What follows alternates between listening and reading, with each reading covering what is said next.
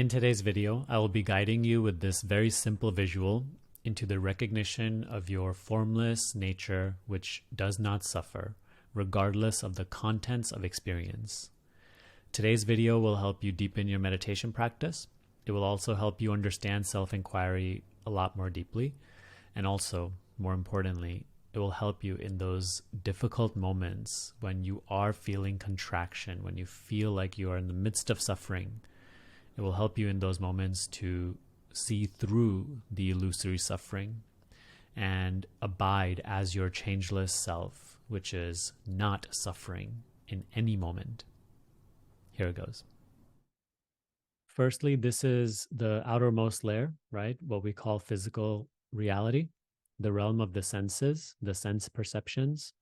Anything you can see, hear, taste, touch, or smell lies here. This includes the body. This includes the entire experience of the world, other people, situations, things. This is also the realm of pleasure and pain. Okay, sensual pleasure, sensual pain. Now, step subtler, this is what we call mind or subtle reality, the subtle realm. These are also objects, but they are not in the realm of the senses. They are not in the grasp of the senses. They are subtler than the senses. Thought, emotion cannot be grasped by the sense perceptions. For example, you cannot see thought, but you know thought. You are aware of thought. Thought is the present.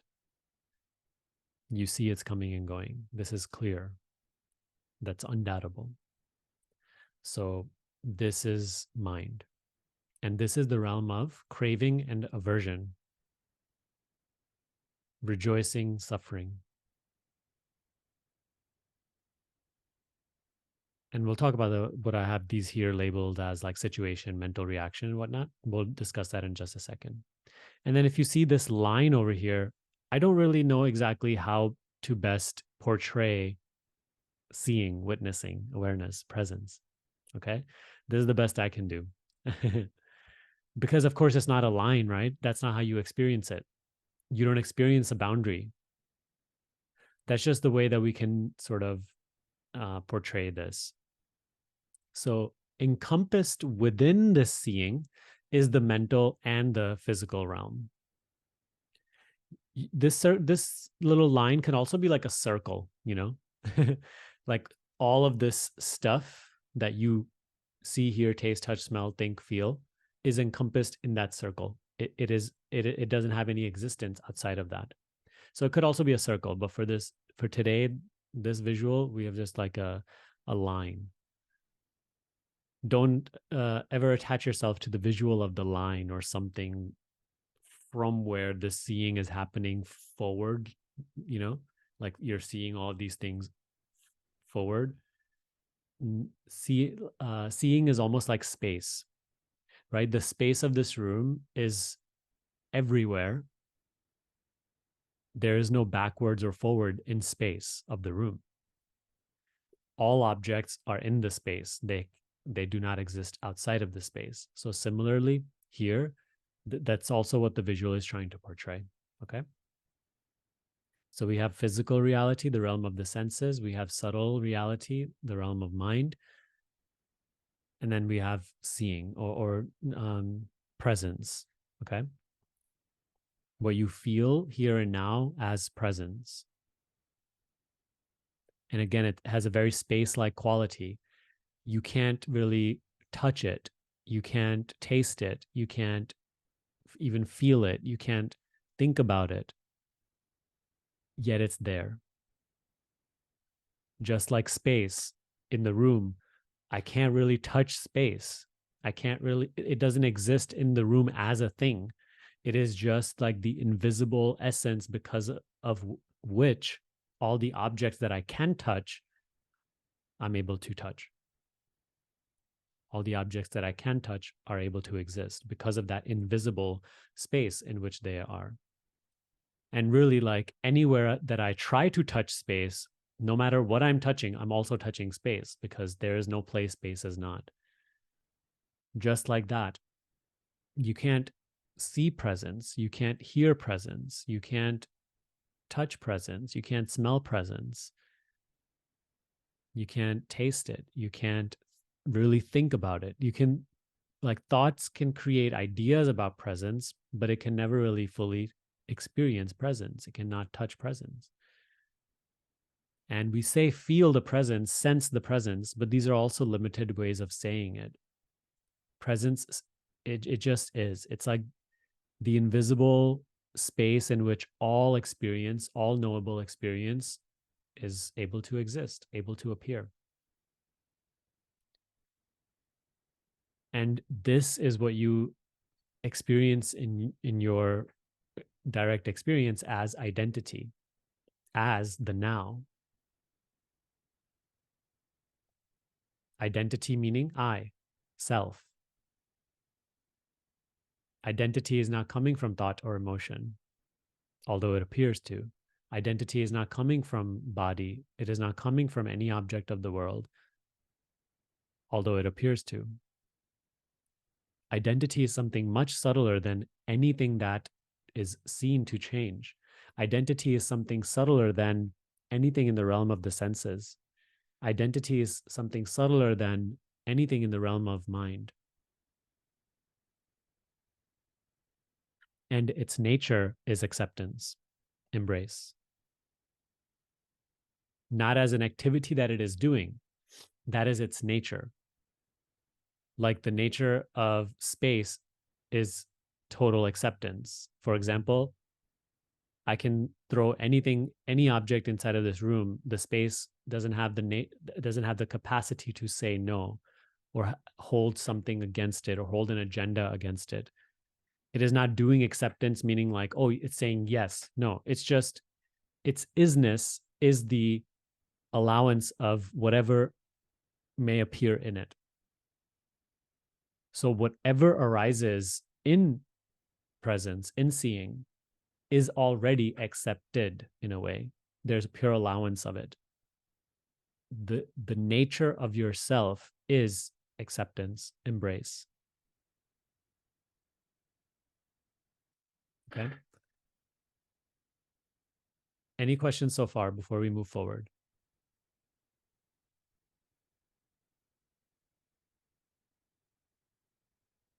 I'll just give it a few seconds and then we'll move forward.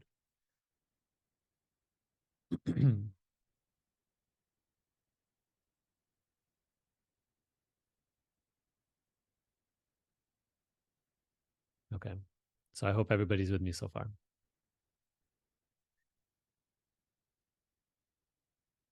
So we talked about on the last meeting how what you are is beyond the capacity to suffer. No matter what is happening on the realm of the senses, which you may call situation, right? Whatever situation is currently appearing in the realm of the senses in your physical experience, no matter how the mind is reacting to it, right? It's almost like thought and emotion are in reaction to what is appearing in the situation. So the situation may be pleasure or pain. That's not suffering. Okay. There's no suffering necessarily on the situation level, although there is pain and pleasure. On the mental level, on the mind level, where there is reaction, which we can call craving or aversion, because of that is born suffering. But suffering only exists on the mental level. So pleasure or pain dominate here in the physical.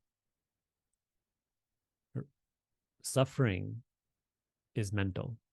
Rejoicing in suffering is mental and is born out of craving or aversion to pleasure and pain.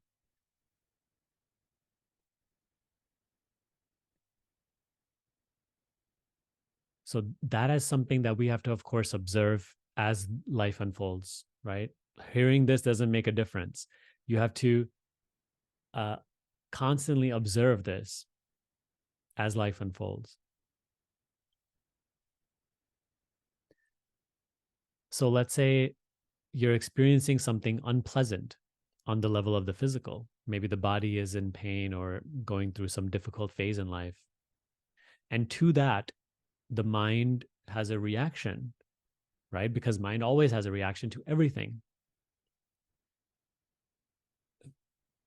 Thoughts of anger or thoughts of frustration, that's a reaction.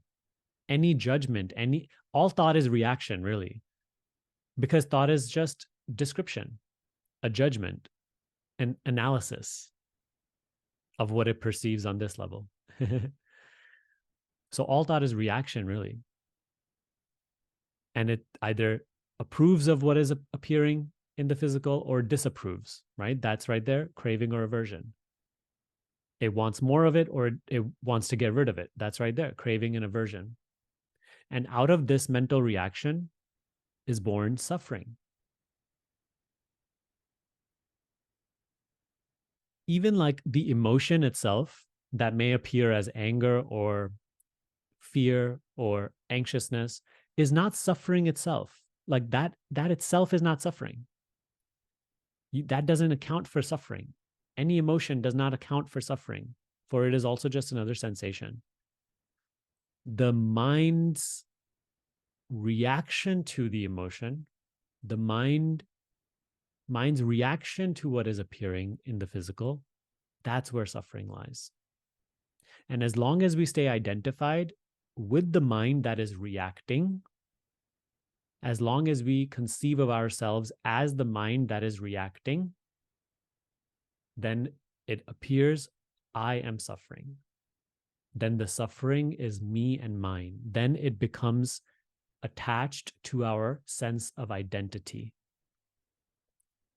To identify with something means to attach your sense of identity with that thing.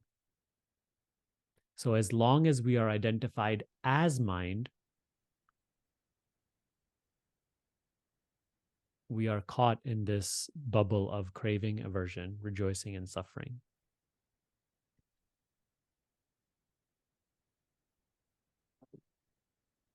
So in our practice, why are we asked to observe?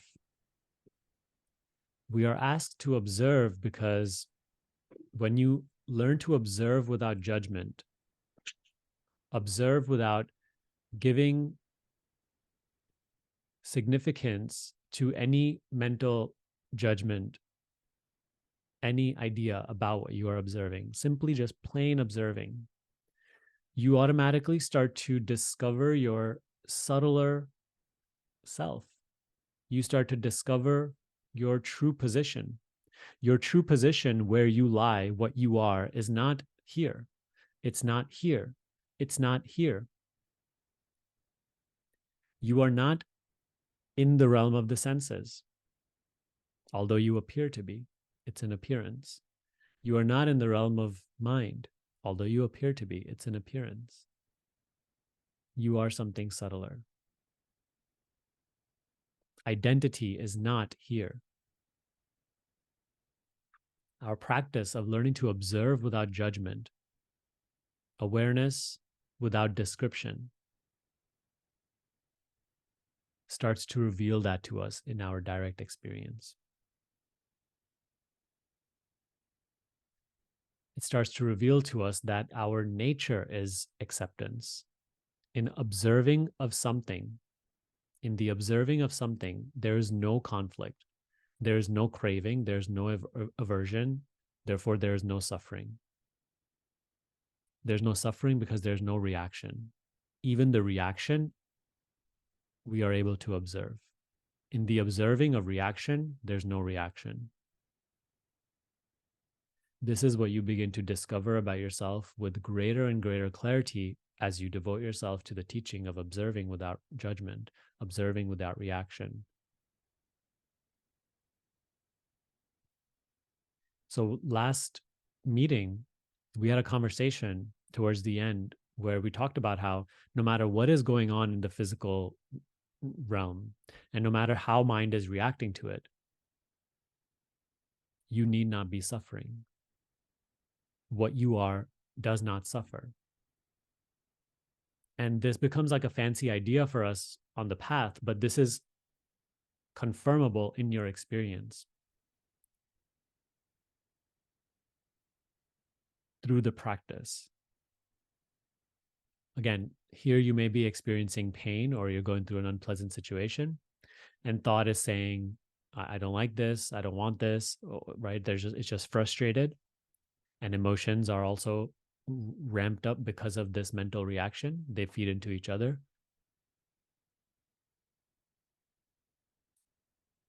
You are just not this. All of this is activity that is observed. The observing of this, the seeing of this, identity is never affected.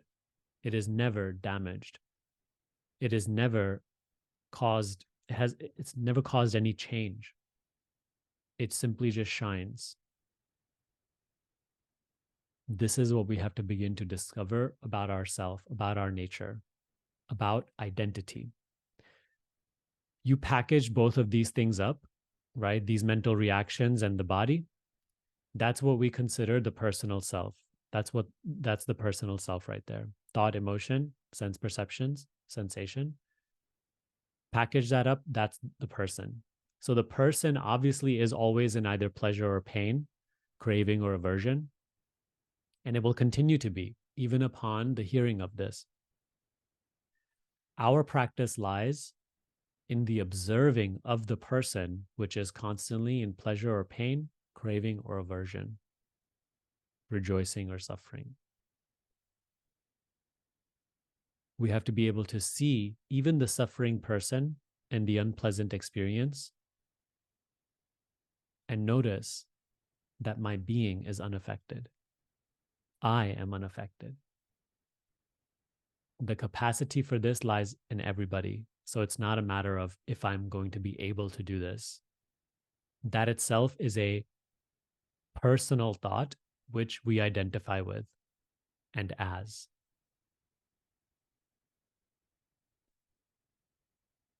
If you begin to see that, you don't have to believe in that anymore.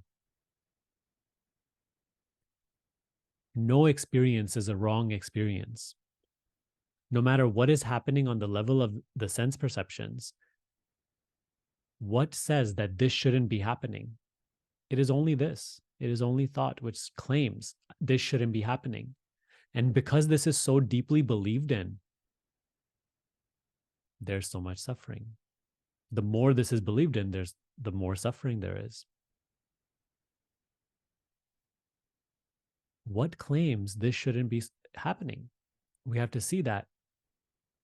Of course, it feels like I feel like this shouldn't be happening because it's unpleasant. How could I want this experience? But that's what we have to be open to the possibility of.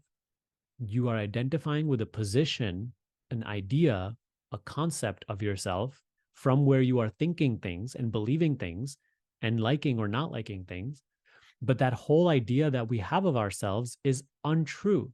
It is not identity. It is not the truth of who you are. All ideas you have of yourself are false. All ideas you have about anything are ultimately false. They are just concepts. All likes and preferences are personal. There's nothing wrong with them in and of themselves, but believing in them and giving them the stamp of selfhood, the stamp of reality, the stamp of I amness is where lies all the trouble. That's why we always say it like this. In any situation, no matter what is arising in your experience, physical or mental, see as awareness sees, be as awareness is. No matter what is happening here, there's a seeing of it. Identity does not change. Now does not change. At the level of being, there is total stillness, total peace, unmoved stability, simply being. This is the dimension of yourself you have to start to discover through awareness. We have to stop taking awareness for granted. We say, oh, so what? There's awareness of this emotion. What a crazy statement. In overlooking awareness, you give reality to what is appearing, but is ultimately just changing. This changes to this. It changes back to this. Then this changes to this. Notice the constantly changeful nature of the contents of mental and physical reality. Notice in these images, what is not changing?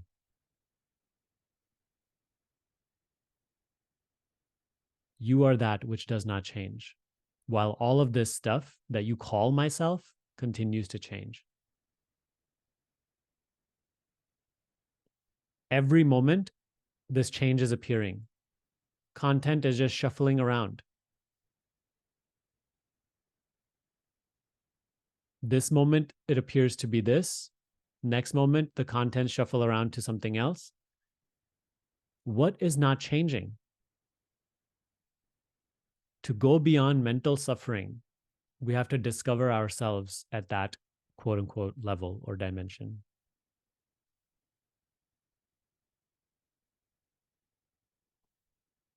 And this is not only available, the seeing is not only available to you when the experience is neutral and okay and pleasurable.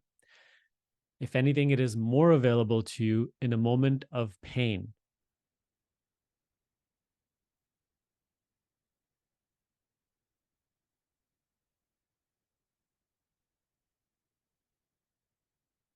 See the contents of the now keep shuffling around, but the essence of now, identity, is not changing. You see that? Like, these are clues. These are things we have to become really curious about. But notice how we're just so lost in, like, oh, what my mind thinks about this and that, and what happened yesterday and what I want. Oh, how the body feels, and what I can create in this world or not, and what happened 15 years ago, this and that. We are totally lost in content. We are totally lost in appearance. We are totally lost in illusion. We are constantly preoccupied with the not self, what appears to be self, but is not. It's just an appearance, a constantly changeful and transient appearance. Our gaze has to turn inwards. Why do we say inwards? Is because we are turning our gaze away from physical reality, from the realm of the sense perceptions. We are turning our gaze away from the realm of thought and emotion. We are becoming curious about what sees thought and emotion, what sees sense perceptions, what sees all of this stuff constantly change while it does not change. And it is not you, the person, doing this inquiry. It is not you, the person, who is moving inward. You are not a person, even in this very moment. You are that which you always are, which you feel as I or now, from where you are seeing the experience of the person and the world constantly changing, even now. You are not what is arising in the mind right now. You are not what is arising in the level of sensation or emotion. You are not what the body appears to be right now.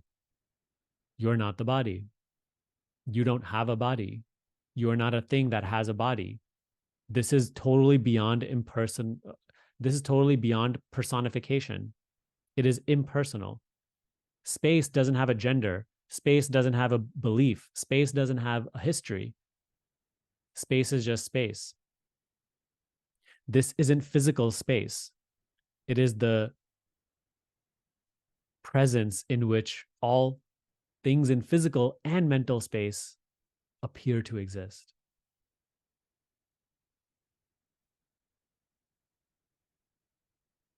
These things are not just abstract, cloudy concepts. I mean, concepts that are up in the clouds. These are things that we confirm through our practice. So you see here, we don't just only talk about these things. Here we have a step by step sort of like approach towards how we can confirm these things are in our experience. And it all comes down to just two things: awareness of sensation, awareness of awareness.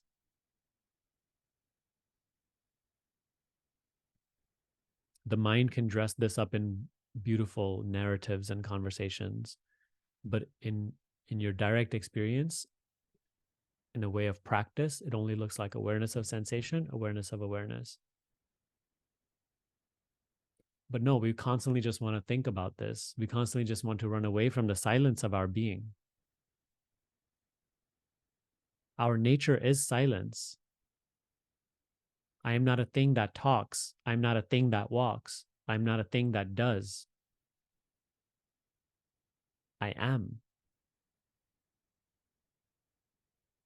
I don't have words.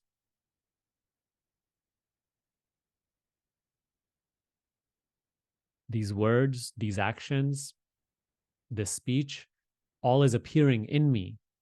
I am not that. Soon this experience will also be something different. Right now I appear to be this. Tomorrow I appear to be that.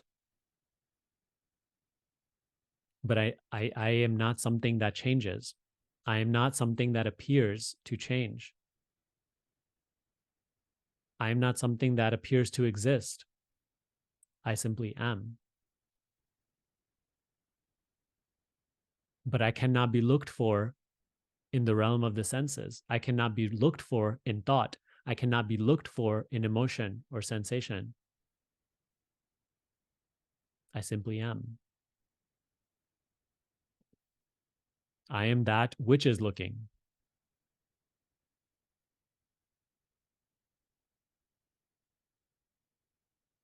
I am the looking itself.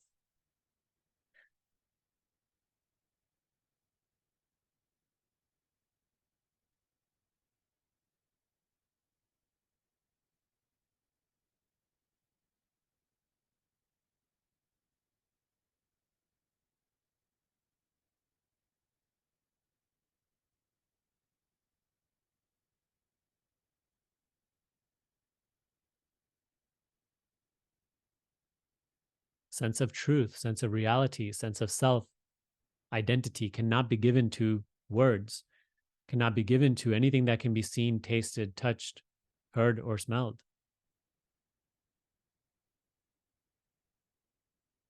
Identity cannot be given to anything that can be thought or felt or sensed. Identity stands alone. Identity is identity.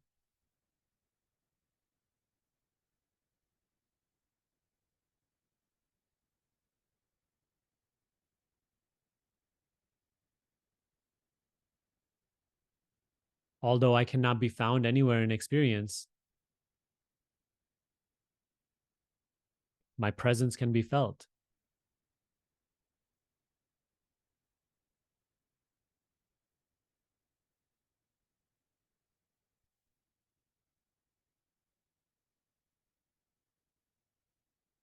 Drop what you are thinking about.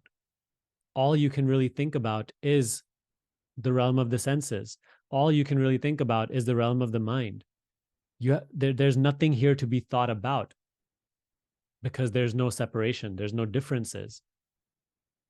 So drop what you are thinking about and feel the presence of yourself. Feel your presence. Be your presence.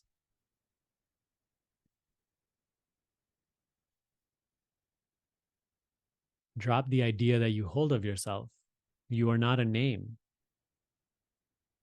Let go of personal importance.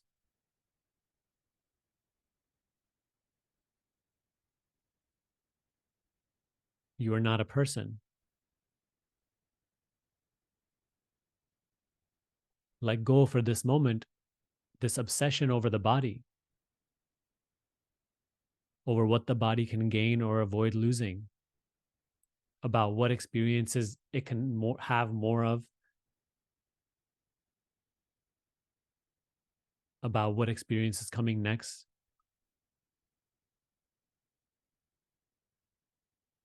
Right now, part ways with all of that and see as what do you remain.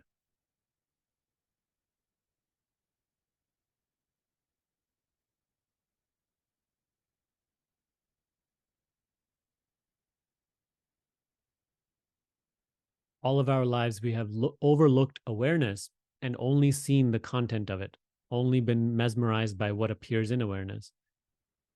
The essence of self inquiry meditation, the essence of spiritual practice, the essence of meditation in general is now,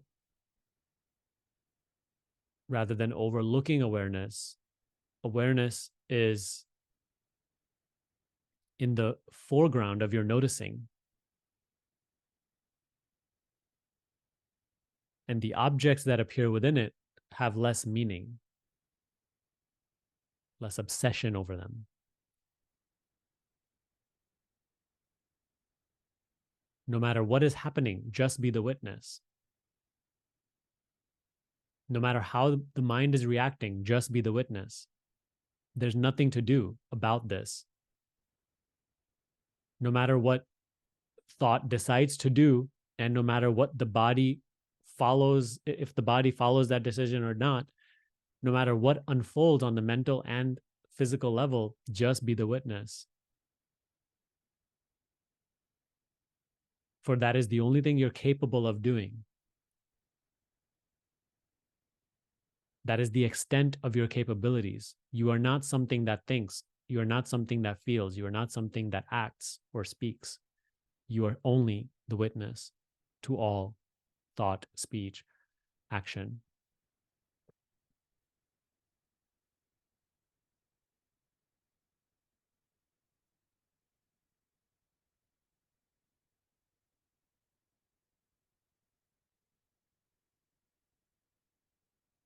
When things are going well, just be the witness. When things are not going well, just be the witness.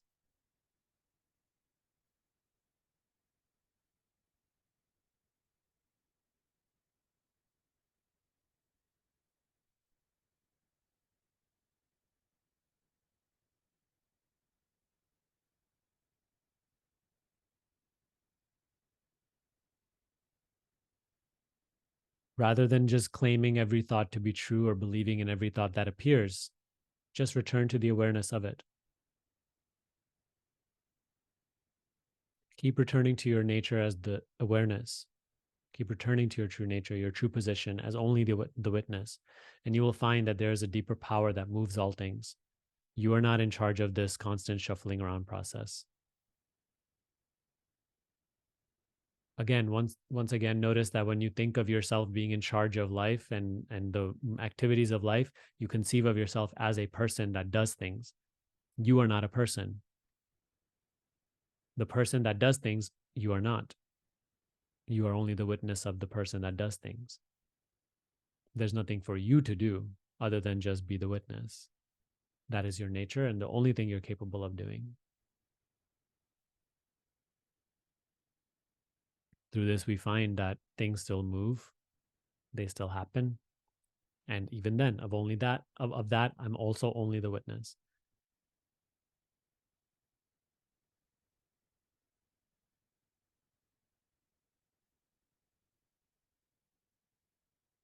That is the essence of our practice. Right now, identity is mixed in with all of these things, with all of the senses, with all thought and emotion. That's why we feel so strongly the hits of pleasure and pain. That's why we are so strongly identified with the reaction to pleasure and pain. You can continue just toiling around in this realm of pain and pleasure, craving and aversion, but it's all suffering. It's all suffering until you begin to discover yourself, your true identity. That's just fact. That's, I believe in the Buddhist teachings, that's the first universal truth. There is suffering. All this is suffering. This is not a negative view on things. It's just a fact that one has to learn to observe. Otherwise, there can be no motivation towards self realization. There's no rest here because all is movement. That's why the Buddha taught, observe the changefulness of all things.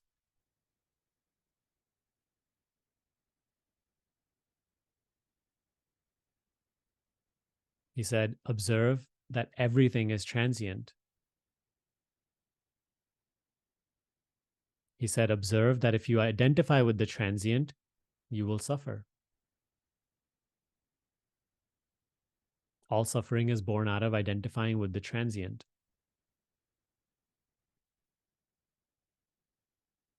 And lastly, he said, observe how there is no I, no self in anything that is transient. There's no self in thought. There's no self in emotion. There's no self in body. There's no self in sense perceptions.